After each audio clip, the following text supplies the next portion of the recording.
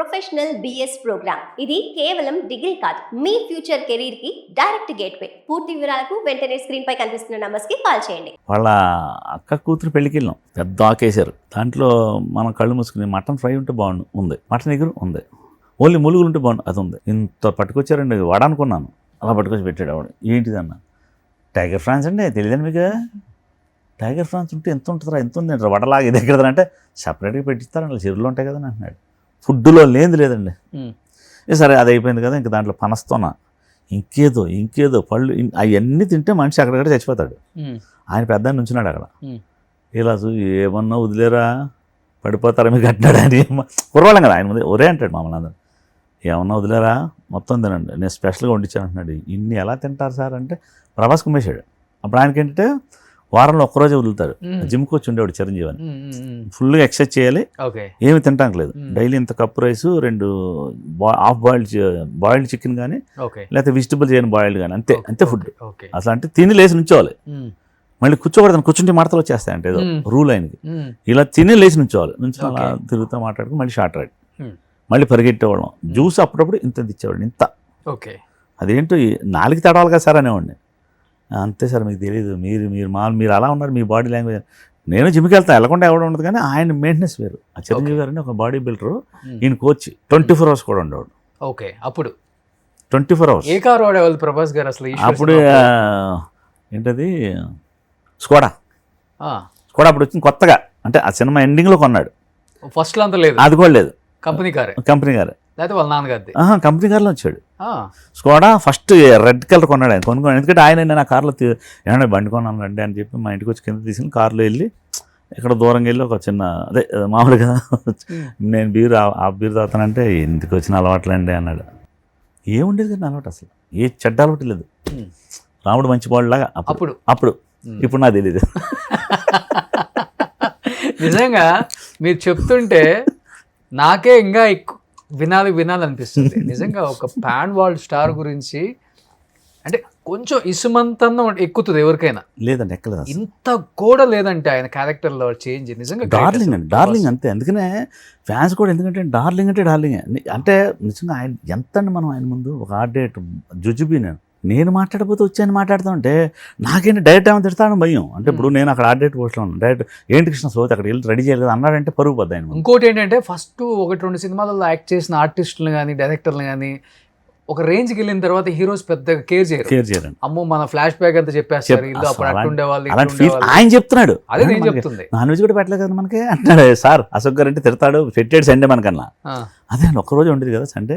అంటే అప్పుడు ఏంటి 24 hours ఉంటుంది. ఇప్పుడు అక్కడ మీరు మిడ్ నైట్ వెళ్తే కూడా ఉంటాడు ప్రభాస్ గారి దగ్గర ఇంట్లో. షూటింగ్ స్పాట్లో మీకు స్టవ్ సెటప్ టోటల్గా 2 ఫ్రిడ్జ్లు నిండా నాన్ వెజ్ ఫుల్గా ఉంటుంది. మీరు వెళ్ళి మీరు సడన్ గా వెళ్ళి బొమ్మడేలు తినండి, బొమ్మడేలు వండారు అంటాడు. అంతే. అస్సలు ఏం ఫుడ్ అంటే ఆయన తిండవు, ఆయన లైట్గా తింటారు. ఎవ్వరు వచ్చినా ముందు భోంచేసి వెళ్ళాలి.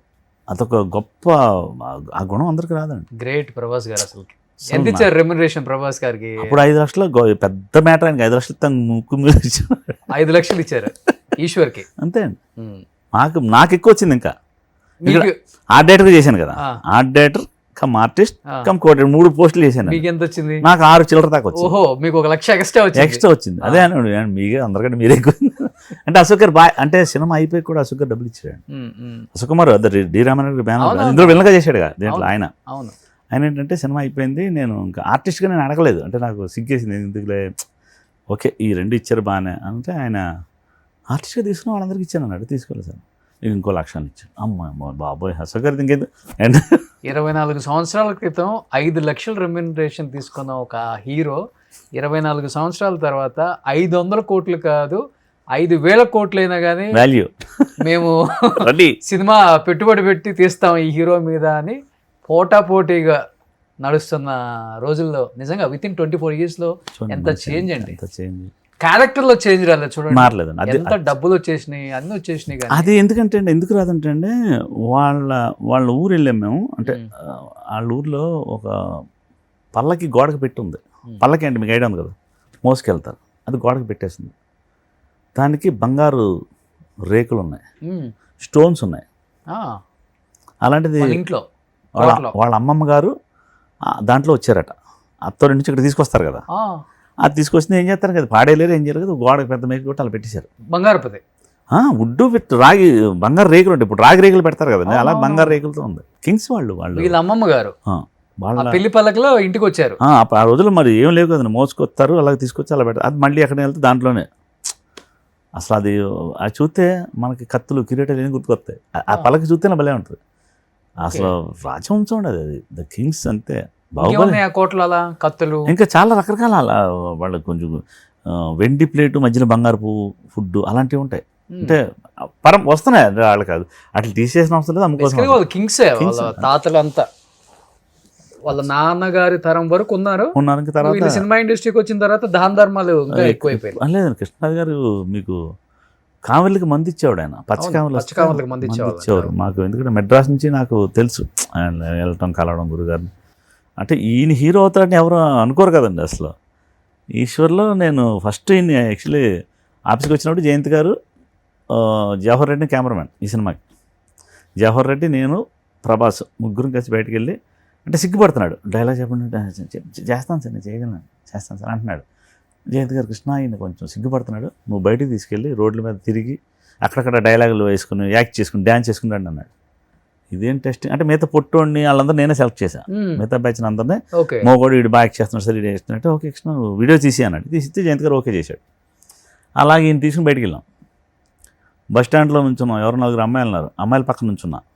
సార్ నా దగ్గరకు చైలు చెప్పండి నాకన్నా.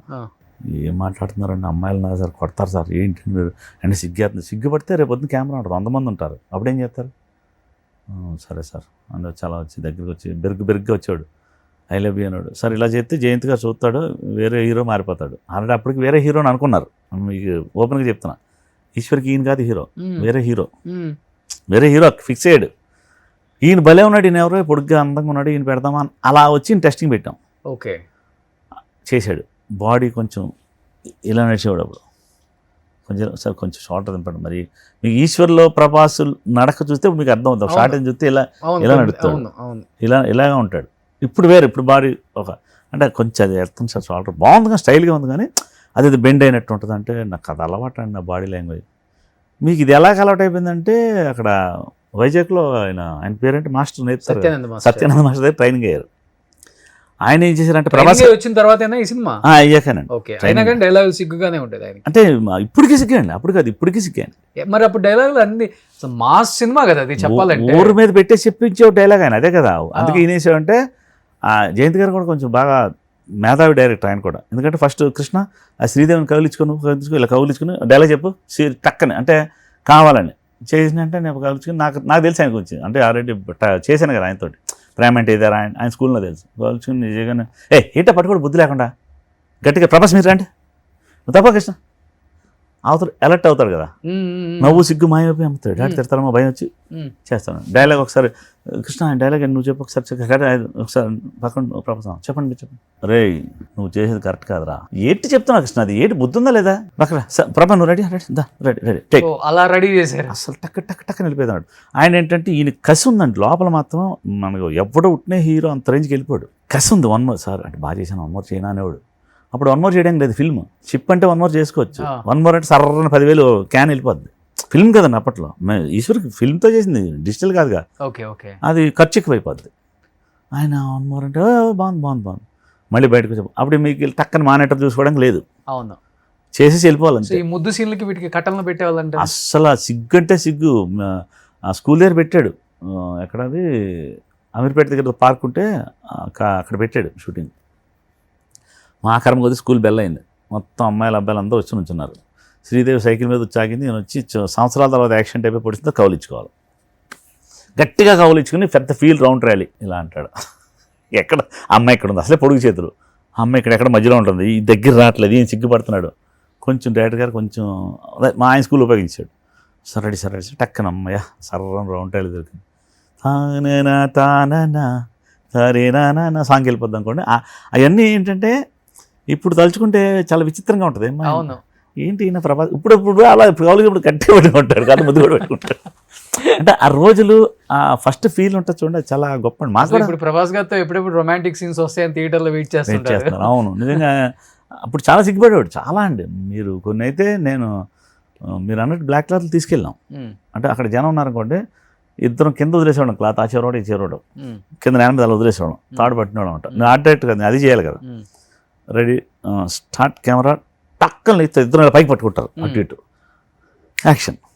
అది వీళ్ళు ఇలా ఇలా ఇలా వచ్చేలోపని చెప్పేస్తాడు. లేదంటే మళ్ళీ వాళ్ళు చూసారా 1 more అంటాడు.